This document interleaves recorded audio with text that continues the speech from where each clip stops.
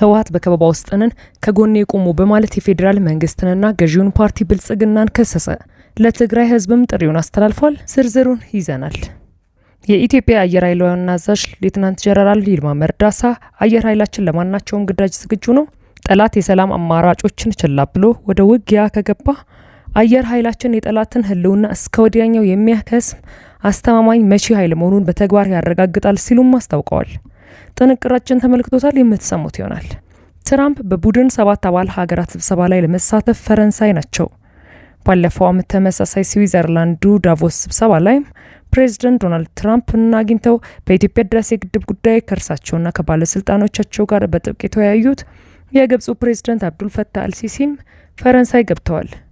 የኢትዮጵያና ህዳሴውን ግድብ ከማንሳት ወደ ኋላ ብለው የማያውቁት አልሲሲ በድጋሚ ለትራምፕ በሚያቀርቡት ጉዳይ የምንላችሁ ይኖረናል። ሰላም ጤና ይስጥልኝ ክቡራን አድማጮች፣ አብራችሁን ስትቆዩ እነዚህንና ሌሎችንም መረጃዎችን ታደምጣላችሁ። ለቻናላችን አዲስ ከሆኑ ሰብስክራይብ በማድረግ እንዲሁም ቪዲዮንም ላይክ በማድረግ ይጀምሩ።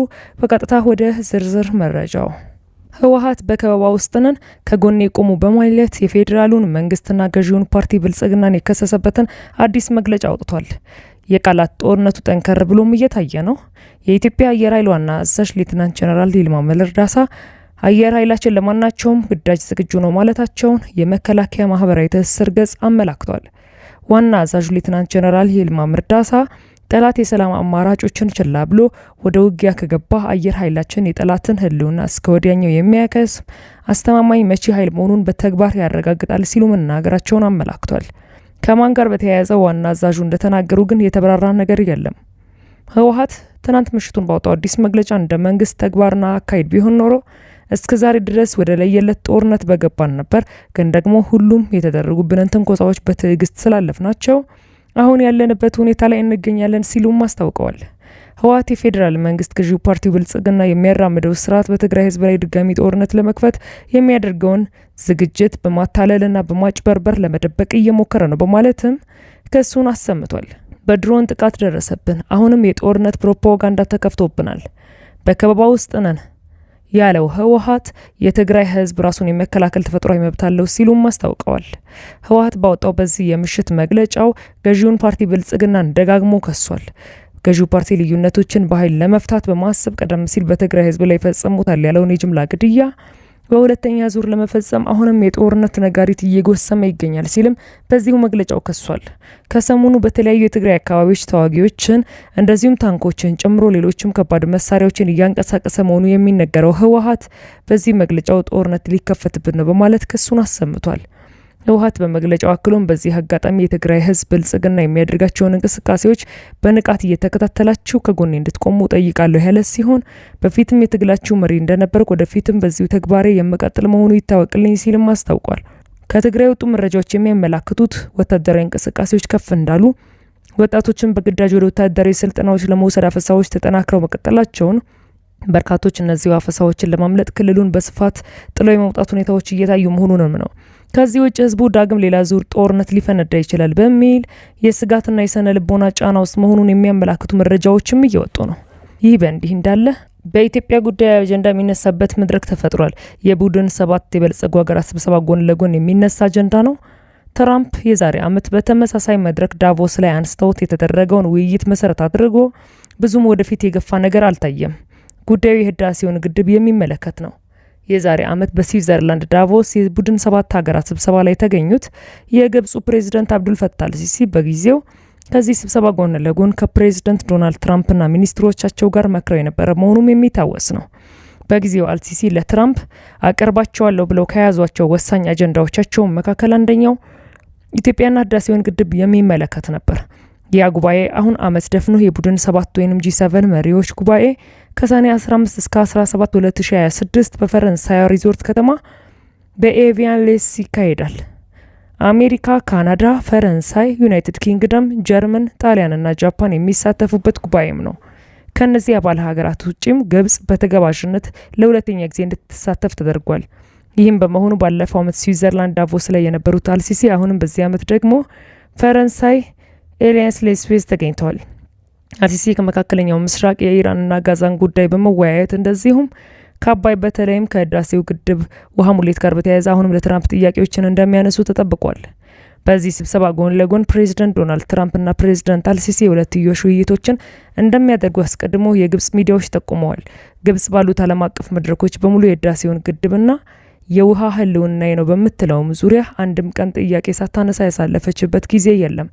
የህዳሴው ግድብ ድርድር ከ10 ዓመታት በላይ የተካሄዱ አንድም ውጤት ሳይገኝበት እንደዚህም እንደሚጠናቀቅም ግብጽ አሁንም አዲስ ድርድር መደረግ አለበት የሚል አቋም እያራመደችም ትገኛለች። የሚፈለገው የድርድር ጭብጥም የኢትዮጵያ መንግስት በግብጽ በኩል አሳሪ ወይም አስገዳጅ ውል በመባል የሚታወቀውን ባይንዲንግ አግሪመንት እንዲፈርም ነው።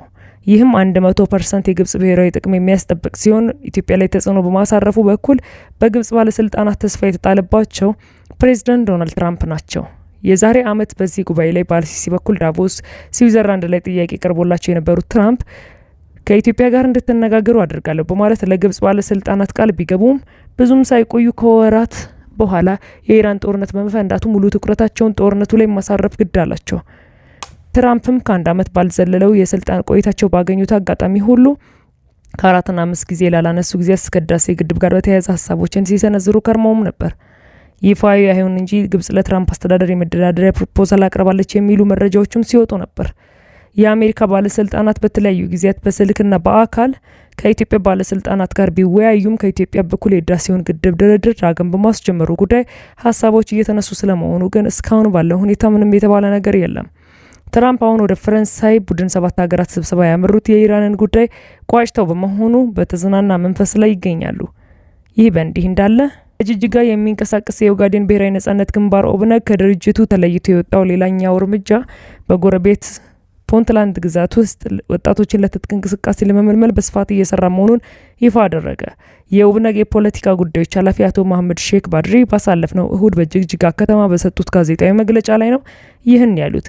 የፓርቲው የቀድሞ አመራሮች በሶማሌ ውስጥ ወጣቶችን ለትጥቅ ትግል ለማሰለፍ ከፍተኛ እንቅስቃሴ እያደረጉ ነው ሲሉ ክስ አቅርበዋል። በተለይም በሶማሊያ በከፊል ራስ ገዝ በሆነች ፑንትላንድ በሚገኙት ቦሳሶ፣ ጋርዌና ሌሎችም አካባቢዎች ላይ ተጋላጭ የሆኑ ወጣቶችን በማታለል ምልመላ እየተደረገ መሆኑን ኃላፊው ገልጸዋል። አንጃው ወጣቶችን ለመሳብ እንደማታለያ እየተጠቀመባቸው ያሉትን ስልቶች በጋዜጣዊ መግለጫው አቶ መሐመድ ሼክ ባድሪ ሲያብራሩም ወጣቶቹን ወደ ኳታር ሀገር ወስደን የስራ ዕድልና ከፍተኛ ደሞዝ እናመቻችላቸዋለን በሚል የሐሰት ተስፋ ማጥመድ እንደሚጠቀሙም ገልጸዋል። ከሶማሌ ክልል በስራ ፍለጋና ቤተሰቦቻቸውን ለመደገፍ ወደ ፑንትላንድ የተሻገሩ ንጹሃን ወጣቶችን ለታለመለት ያልተገባ ፖለቲካ ዓላማ ለማሳለፍ እየተሰራ ስለመሆኑ ይህን ድርጊት የሚፈጽሙት የቀድሞ አመራሮች በኦጋዴን ነጻነት ግንባር ስም የሚንቀሳቀሱም አሁን ግን ድርጅቱን ፈጽሞ እንደማይወክሉ ግን በመግለጫው ላይ አረጋግጠዋል። ኃላፊው አክለውም በአንጃው ተመልምለው የነበሩ የተወሰኑ ወጣቶችን መታደግ መቻሉንም ገልጸዋል።